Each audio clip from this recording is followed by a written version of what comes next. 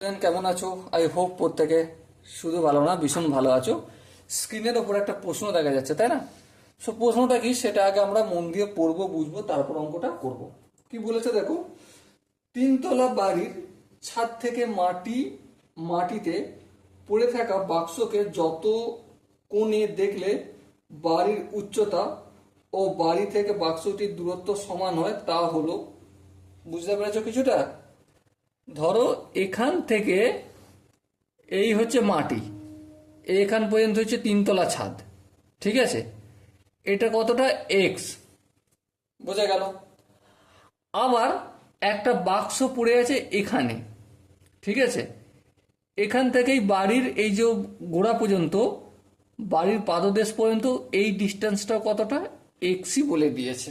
না, কোশ্চেনই তো তাই বলেছে যে তিনতলা বাড়ির ছাদ থেকে মাটিতে পড়ে থাকা বাক্স যত কোণে থাকলে বাড়ির উচ্চতা ও বাড়ি থেকে বাক্সটির দূরত্ব, বাড়ির উচ্চতা এক্স ধরেছি, বাড়ি থেকে বক্সটা সাপোজ এই জায়গায় আছে, এটারও এক্স দূরত্ব ধরে নিয়েছি, ঠিক আছে, সমান হয়।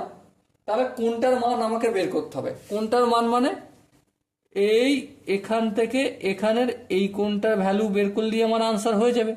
আর এই কোণটার ভ্যালু বের করা মানে আমি এখানের এই যে এখান থেকে যে অনুভূমি রেখার সঙ্গে লম্ব, অনুভূমি রেখার সঙ্গে যে কোণ বের করব সেটাই এটা, এই কোণটা অবনতি কোণ। আর এখান থেকে বাক্স থেকে দেখলে এই ছাদটা সেটাই উন্নতি কোণ, তাই না? সো এই কোণটার ভ্যালু বের করা মানে এই অবনতির কোণের ভ্যালুটা বের করে ফেলা। ঠিক আছে, যদি তাই হয় তাহলে এই কোণটাকে আমি থিটা ধরবো। কি ধরবো? থিটা ধরবো। দেখো এই কোণটার সাপেক্ষে লম্ব কোণটা, এটা লম্ব। ভূমি কোণটা, এটা ভূমি। আর এটা যেহেতু 90 ডিগ্রি, সো এটা হচ্ছে অতিভুজ।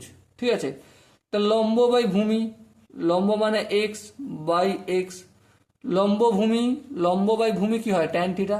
এই ট্যান থিটা লিখলাম। তাহলে এক্স বাই এক্স মানে এক্স এক্স কাটা গেল, তাহলে 1 = ট্যান থিটা হলো। হ্যাঁ, এবার ট্যান কত ডিগ্রির মান? 1। অবভিয়াসলি ট্যান 45 ডিগ্রির মান 1। তাহলে থিটাটা কত হবে? 45 ডিগ্রি। তো এখানে এই থিটাটা যদি 45 ডিগ্রি পেয়ে গেলাম, তাহলে এখানে কত ডিগ্রি এই কোণটা তৈরি হবে? এই কোণটা তৈরি হবে আমাদের 45 ডিগ্রি। অনুভূমিক তলের সাথে 45 ডিগ্রি কোণ তৈরি হলো। Okay, so dear student, I hope এই কনসেপ্টটা তোমরা ভালো করে বুঝতে পেরেছো। চেষ্টা করি যে আমি ভালো করে বোঝানোর। যদি কোনো জায়গায় বুঝতে অসুবিধা থাকে, ডাউট থাকে বা কনফিউশন থাকে, তার জন্য কি করতে হবে? কমেন্ট সেকশনে অবশ্যই জানাতে হবে। ওকে, সো দেখা হচ্ছে পরবর্তী সেশনে। ততক্ষণ পর্যন্ত ভালো থেকো, সুস্থ থেকো এবং জয় হিন্দ।